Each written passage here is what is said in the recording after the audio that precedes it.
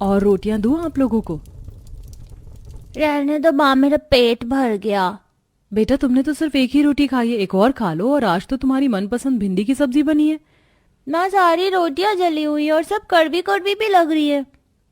हाँ बहू, आजकल तू जो रोटियां बना रही सब आगे पीछे से जली जली रहती हैं। देख, मुझे जली हुई रोटी की पापड़ी अलग करके रख रही हूँ। पता है, आज मेरे साथ काम करने वाले और मजदूर भी मेरी रोटी देखकर हंस रहे थे। भला जली रोटी कौन खाने के लिए देता है? क्या करूं जी, ये तवा बीच बीच में से पतला हो गया, रोटी जलने लग गई है। नया तवा लेने के लिए गई थी, लेकिन वो भी 400 रुपए से कम का नहीं है। अब जब तक घर में ठीक ठाक पैसे आने नहीं लग जाते तब तक खा लो जली हुई रोटियां। बहू मेरे लिए तो चावल बना देना। सभी लोग जैसे तैसे करके जली हुई रोटियां खा लेते हैं और ऐसे ही सुबह से रात हो जाती है। यामिनी सब्जियां काटकर कढ़ाई में तड़का लगा रही होती है कि तभी कढ़ाई का तला पतला होने की वजह से तड़का पूरा जल जाता है। क्या मुसीबत है, सुबह रोटियां जली और अब ये तड़का जल गया। अब दोबारा से प्याज टमाटर काटो। यामिनी दोबारा से प्याज टमाटर काटकर तड़का लगाने लगती है। सब्जी बनती है। यामिनी जैसे ही कढ़ाई पकड़कर उसे चूल्हे से नीचे उतार रही होती है कि तभी कढ़ाई का एक हैंडल यामिनी के हाथ में ही रह जाता है, जिससे यामिनी एक हाथ से कढ़ाई संभाल नहीं पाती और आधी सब्जी जमीन पर ही गिर जाती है। ये सब क्या हो रहा है? लगता है घर के सारे बर्तन खराब हो गए। पहले तड़का जला और अब ये सब। अब नहीं बना रही मैं दोबारा सब्जी, वैसे इतनी गर्मी हो रही है, खा लेंगे इसी में सब। आधी से ज्यादा सब्जी गिर जाने की वजह से यामिनी को सिलबट्टे पर चटनी पीसनी पड़ती है और आज पूरा परिवार थोड़ी थोड़ी सब्जी और चटनी के साथ रोटी खाकर सो जाता है। कितने बढ़िया पुलाव बनाए हैं मैंने, खुशबू भी कितनी अच्छी आ रही है और कहीं से जला भी नहीं। अब जल्दी से इसे पानी के बर्तन में रख देती हूँ, अभी तो इन लोगों को आने में काफी समय है, वरना कहीं गर्मी में खराब ना हो जाए। अपने पूरे परिवार के लिए पतीला भरकर पुलाव बनाती है और उसे एक पानी के बर्तन में रख देती है, ये सोचकर कि गर्मी में पुलाव खराब ना हो जाए। लेकिन जैसे ही सब थोड़ी देर बाद घर आते हैं और यामिनी सबको पुलाव परोसने लगती है कि तभी उसे पुलाव के अंदर से हल्की हल्की महक आने लगती है। ये महक इन चावल के अंदर से आ रही है। ये चावल तो मैंने थोड़ी देर पहले ही बनाए थे, इतनी जल्दी खराब कैसे हो गए? कुछ देर पहले बना पुलाव इतना जल्दी कैसे खराब हो गया? इसमें तो काफी गंदी बदबू आ रही है, अब ये खाने के लायक नहीं। आए दिन घर में कभी सब्जियां खराब होती हैं तो कभी चावल। आज भी कितना सारा खाना बर्बाद हो गया। अगर हमारे घर में फ्रिज होता तो कम से कम खाने के लिए बर्बादी तो नहीं देखनी पड़ती। फ्रिज खरीदना हम गरीबों के लिए इतना भी आसान बात नहीं है। जानते हो फ्रिज कितना महंगा होता है और तुम इसे कोई ढंग के बर्तन में नहीं रख सकती थी क्या? मुझे तो लगता है बर्तन की वजह से ही खराब हुआ है।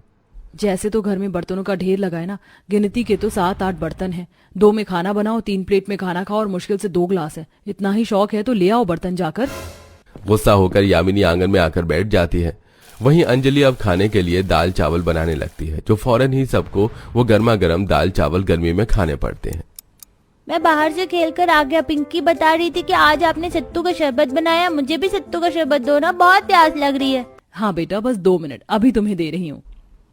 यामिनी एक स्टील के गिलास में सत्तू का शरबत डालकर अपने बेटे को पीने के लिए देती है। रजत जैसे ही उस गिलास से सत्तू का शरबत पीता है तो अचानक उसका होंठ कट जाता है। माँ देखो ना, मेरे होंठ से खून निकल रहा है। ये ग्लास यहाँ से कटा हुआ है, इससे मेरे होंठ पर चोट लगी है।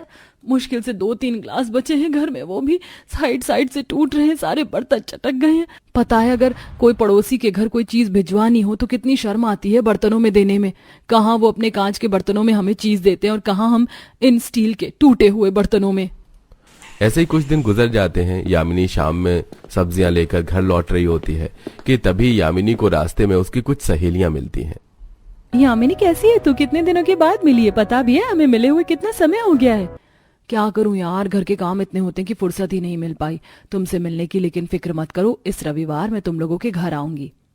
अब तू हमारे घर नहीं बल्कि हम तेरे घर आएंगे। हमें जब भी मिलना होता है तो तू हमारे घर आती है। अरे हमें भी मौका दे तेरे घर आने का। हाँ क्यों नहीं, ये भी भला कोई बोलने की बात है। इस बार तुम लोग मेरे घर पर आना, ठीक है? यामिनी दोनों सहेलियों को घर बुला तो लेती है, लेकिन अब उसे इस बात की फिक्र सताती है कि जब उसकी दोनों सहेलियां घर आएंगी तो वो किस बर्तन में उन्हें खाना खिलाएंगी। यामिनी इस परेशानी में डूबी होती है कि तभी उसका पति रोहित हाथों में कुल्हड़ वाली लस्सी लिए यामिनी के पास आता है। ये देखो यामिनी, मैं क्या लेकर आया हूँ। मैं तुम्हारे लिए कुल्हड़ वाली लस्सी लेकर आया हूँ। ये बहुत पसंद है ना तुम्हें? ये तो महंगी आती है और आपके पास तो इतने पैसे थे नहीं, तो कैसे खरीदी आपने इसे? आज हमारे मालिक काफी अच्छे मूड में थे, इसलिए उन्होंने हम सभी मजदूरों को कुल्हड़ वाली लस्सी मंगा कर दी। छुट्टी का वक्त हो गया था तो सोचा कि घर लाकर तुम्हारे साथ पीऊंगा। चलो अब जल्दी से इसे पी लो। यामिनी जैसे ही वो लस्सी पीती है तो वो उसे अच्छी लगने के साथ साथ काफी ज्यादा ठंडी भी लगती है। आपकी फैक्ट्री तो यहाँ से इतनी दूर है, लेकिन फिर भी ये लस्सी इतनी गर्मी में गर्म नहीं हुई? मिट्टी के कुल्हड़ में लेकर आया हूं तो कैसे गर्म हो सकती है? हर चीज इसमें हमेशा ठंडी रहती है और खराब भी नहीं होती है। इसीलिए तो गांव में आज भी काफी सारे लोग मिट्टी के बर्तनों का इस्तेमाल करते हैं अपनी रसोई में। मिट्टी के बर्तनों का नाम सुन यामिनी की दिमाग की बत्ती जलती है। आपने तो कितनी अच्छी बात कही। हम तो फालतू में घर के बर्तनों को लेकर परेशान हो रहे थे। हम भी तो मिट्टी के बर्तन बना सकते हैं। मैं ये बोल कैसे गया? और तुम्हें तो मिट्टी के बर्तन बनाना भी आता है। तुमने अपने मायके में काफी मिट्टी के बर्तन बनाए थे, तो उनकी मदद से मिट्टी के बर्तन बना सकती हो। अब यामिनी अपनी सास के साथ मिलकर मिट्टी के बर्तन बनाने के लिए ढेर सारी मिट्टी लेकर आती है और पर्याप्त मात्रा में पानी मिलाकर अपनी सास के साथ बैठकर मिट्टी के तरह तरह के बर्तन बनाने लगती है। माँ जी, हमने तो मिट्टी के काफी सारे बर्तन बना लिए हैं। हांडी, पतीला, तवा, चम्मच, ग्लास। बहू, अभी तो हमें थाली भी बनानी है और 1-2 हांडियां और बना कर रख लेते। मैं तो सोच रही हूँ कि बोतल भी बनाते हैं, जिससे पानी काफी समय तक ठंडा रहे। 3 से 4 दिन में वो सारे मिट्टी के बर्तन अच्छे से सूख जाते हैं, जिसके बाद अब यामिनी अपनी रसोई को मिट्टी के बर्तन की रसोई में बदल देती है। चारों तरफ ढेर सारे मिट्टी के तरह तरह के बर्तन थे और आज यामिनी मिट्टी के बर्तनों में ही खाना बनाती है। क्या बात है, थोड़ी देर पहले जब मिट्टी के तवे पर रोटियां बनाई थी तो वो भी नहीं जली और अब सब्जी का तड़का भी नहीं जला। खुशबू भी कितनी अच्छी आ रही है इसके अंदर से। अब देखते हैं स्वाद में कैसा बनता है। मिट्टी के बर्तनों में बना हुआ खाना घर में सभी को काफी ज्यादा पसंद आता है। मिट्टी के बर्तन में बनने की वजह से खाने का स्वाद भी काफी दुगना हो चुका था। ऐसे ही कुछ दिन और गुजरते हैं और आज यामिनी की सहेलियां उसके घर आती हैं। पूनम और कोमल जैसे यामिनी के मिट्टी के बर्तन की रसोई को देखती हैं तो वो दोनों देखते ही रह जाती हैं। अरे यामिनी, तेरी रसोई में तो सिर्फ मिट्टी के ही बर्तन और कितने सुंदर भी लग रही है। अमीर से अमीर लोग अपनी रसोई में मिट्टी के बर्तन रख रहे हैं और उसमें ही खाना बनाकर वीडियो डालते हैं।